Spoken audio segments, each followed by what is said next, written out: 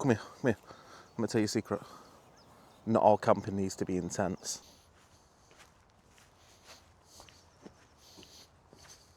So, what do I mean by it doesn't need to be intense? Well, there is other options. And for me and Dylan this year, we want to explore some of them. So previously, we have camped in hammocks, but this year, I really want to explore camping in tarps. And it's something that we really feel will take our camping to the next level. So to do that, I already had a couple of tarps. So I've now bought a new one, and I'm going to show you that today. We also have the OEX Bush Tarp Pro, and my previous tarp is now in pieces because I'm using that for some projects. So what we'll do is we'll set the tarp up. I'll discuss with you while it's set up what we've got planned for this year and how we plan on integrating tarps into our videos and our camps. I've spent a lot of my camping life as a bit of a weight wiener, and that kind of ties into why I want to bring the tarps into my kit. And I know it's something that I said I wasn't really going to do this year, but it's not just about that. I like the idea of being a little bit more out in the open, to experience nature a bit more, to have that wind in your face while you're sleeping, to have the ground underneath you, although don't think I'm quite ready for that yet. I have bought a ground sheet for it.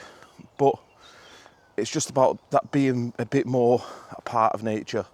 And it just makes you feel a little bit more alive. It brings back that same thrill that you get when you do your first ever wild camp. And I think that excitement of knowing, is it going to rain? Am I going to be safe in it? Is there going to be anything getting there?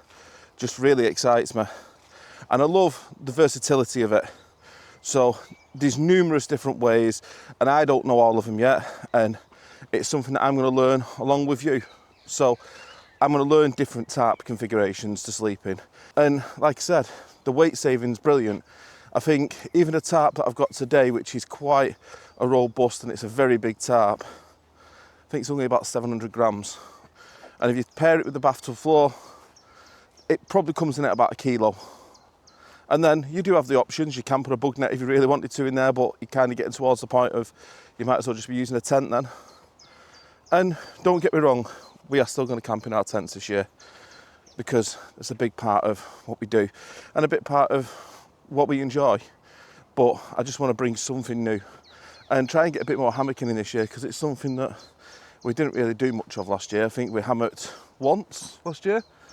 Yeah, just once last year, whereas previously we usually get 2 or 3 in. It's just finding somewhere that's hammockable. And I know that's a bit rich when I'm clearly in a woodland, but don't be fooled by this woodland. It's not as dense as it looks, and it's quite a lot of paths going through from dog walkers. But I'm going to find a spot now.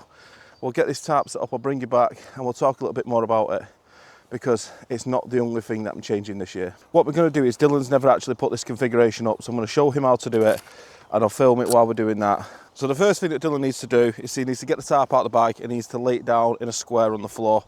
To do this, I would suggest using the pegs. It is ever so slightly windy today. It's not a heavy wind, but if you've not got it pegged down, you're running the risk of your tarp blowing away or just losing that square structure, and having that square base to begin with is really important. One thing I do need to mention is I have actually cheated because I've had this tarp up before. So the guy lines that are on it are guy lines that I've already pre-measured and put on. So for the sake of this, just pretend they're not there, and I'll show you how I've configured the guy lines myself as we're putting it up, because I've got a really ingenious trick on how you can do them to help you be able to put them on and take them off really easy should you need to. So the pegs that we're using for this, I have a selection. So I've got my ridiculously heavy titanium pegs from Boundless Voyage. These are about 38 grams each. They're quite a heavy peg. I don't recommend them, they're very strong, but for the tarp, absolutely fantastic. Got Outkit V-stakes, and I've got some shorter V-stakes that came with my Sallower. Traditionally, you only actually need 7 stakes for this, but I had a couple of extra just to make sure it's really cinched into the ground, which is why I've got some of the smaller ones. So what we need to do is, you need to be pegging out one away from the corners on each side. So you want this one and the same in that angle. So you peg that one and that one on both of these 2 back corners. Both of them? Yep. I'd suggest using the longer pegs for these, so use the big stake ones that you've got here. You can actually recycle this one now to peg that corner out.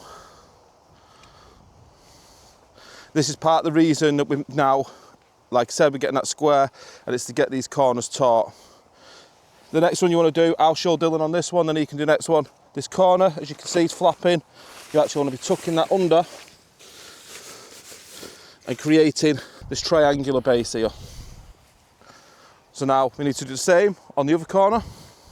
As you can see, Dylan's pulling it really taut there just to keep that square structure. It is important at this point. It won't be square when it's finished. You'll see that as we move on, but it's very important to keep it like that now because that's where you get the structure from on the tent. So from this, we now move back onto the front. On the front edge, what you need, I always use an extra peg for this because what you want is this second one in again, and you just lightly want to peg that because that is going to be used as a guide. You now remove this corner's peg, and what you want to be doing is tucking this up, and you want to line it up as best you can with that peg you've just put in. So try and pull that down, Dil, and then you can remove this one. Now from this point, this is where my hat's going to come into play, and so is the trekking pole. So if Dylan goes and gets the trekking pole, so you want to put the hat on top of the trekking pole just to protect the top of your tent, and what I do is I roll it and I double it over just to give it that double protection. You then want to be setting your trekking pole to, depending on the size of your tarp, but I think about 130 works well for this one. And then Dylan needs to climb in from his front edge and needs to put it in where he feels it's tight. So I'd say about where he is now is good. And as you can see, it's starting to take shape. Next up, Dylan can come out, and using the guy lines, like I said, I've already pre-prepared, but you can leave them loose and put them on. What he needs to use is, for this one, once again, because it's the front one and it holds that frontal structure, I'd be using another one of the big ones. Then this one, literally, just pegs it in front and stamps in. I've also added a knot onto it so I can slide and adjust when I want. And then you've got the other two guy ropes. What I will do before I show you what to do with these, I'll actually show you my guy ropes. So what I've done is I've added a knot that slides. It's a knot that I've previously shown on the channel. I'll share a link to the video for that below. And I also have some small S-beaners at the top that are knotted on. And I use the S-beaners because then if you want to put them on, they're interchangeable. Wherever you want to put them, I can get the loop, clip it on with the S-beaner, and it means if the wind's going to break anything, the S-beaner will fail before the tarp will. So in regards to these, what you do is you fold these round now, you look for the back peg, adjust your line over it, and then just cinch it tight. As you can see, that naturally creates a bit of a storm flap on the front.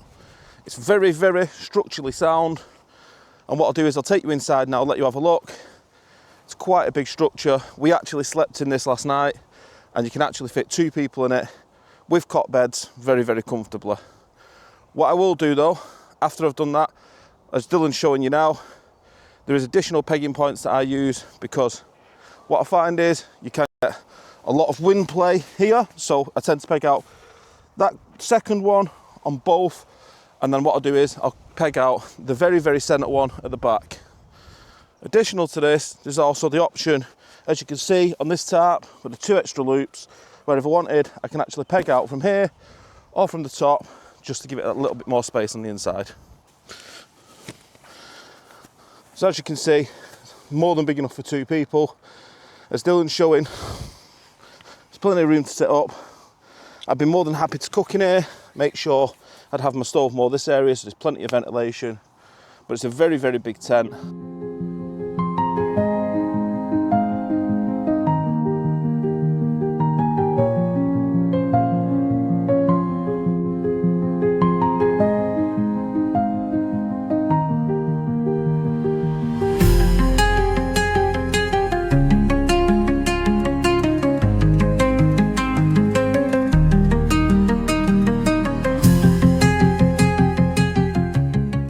As you can see with the tent, there's absolutely acres of room inside it. It's quite windy today. There is a little bit of flapping at the back, but like I said, there is the option for extra guy out points if you really wanted, but it's not going anywhere. If you do pitch this, you always want to make sure that you've got this back end into the wind. It's very important because it's open fronted. If you was to get the wind coming in through this big gap at the front, your tent's just going to come out the ground, it's going to take off. But it is a very, very strong setup, like I've said. There's no real movement in it. I've got no doubt that it's going to withstand most the weather I'm going to put at it. Like I said, I have bought myself a ground sheet for it that's got the bathtub floor in it, just purely because I don't want to get bugs on me and stuff like that, because yeah, that freaks me out a little bit. But I'm sure over time that won't be used as much, and I know there's some of the different setups that I've looked at with the tarp where you actually use the tarp itself as its own ground sheet, so that should be good. But yeah, the DD Hammocks Tarp, absolutely fantastic. The quality is second to none, far better than any of the other tarps that I've got. And like I said, this setup,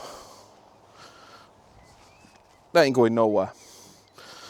There is numerous different ways, like I said, to set it up, and that is something that we're both going to be looking at throughout the year. So like I said previously, we're going to be looking at, we'll set it up, we'll do a shorts video showing you how to set it up, and then from there we'll film the camp as a long form video, show you what we're doing here, what we're cooking, what the weather's like, hopefully not us getting blown away, and yeah, hopefully some good camps. Quite excited about it. With regards to other changes for the year, like I've stated, there is some others coming. One of the big ones for me, and I'm going to do a separate video about that, so I'm not going to too much into it. As you will notice, I'm back on an arch shoe. So I've made the plunge and I've decided I'm going to have a year away from barefoot, partially to see how much benefit I actually was getting, and I've always been a big advocate for it, and I can't fault it with how much better my knees are since I was using them. But what I have noticed in my last few hikes that I've been on is a lot of back pain, and I bought these for going away when I went to Turkey, a set of Puma trail runners, and I did a few hikes while I was there. I've done a couple since I've been back that I haven't filmed, and I've wore these all the way through and my back's been fine. The other thing I've noticed is the knee pain still isn't there. So I'm going to give it 12 months. I've got some new boots as well, which also have the standard arch soling, and we'll see where we go from there. And like I said, this time next year, I'll give you a bit of a summary on both. As Dylan packs us down, I'll just conclude. So like I said, 2025, new adventures, new things we're doing. Going to get out there. We want to be in the tarps, in all seasons. Oh, maybe not winter. Probably in a tent in winter. But yeah, want to experience it in the rain, the sun, all sorts. Bit of wind, see what we can do. But yeah, thank you again for joining us. I hope you've enjoyed it. And just as a final note, I've eventually got my 4-day week, so you're going to get more camps coming soon. See you in a bit.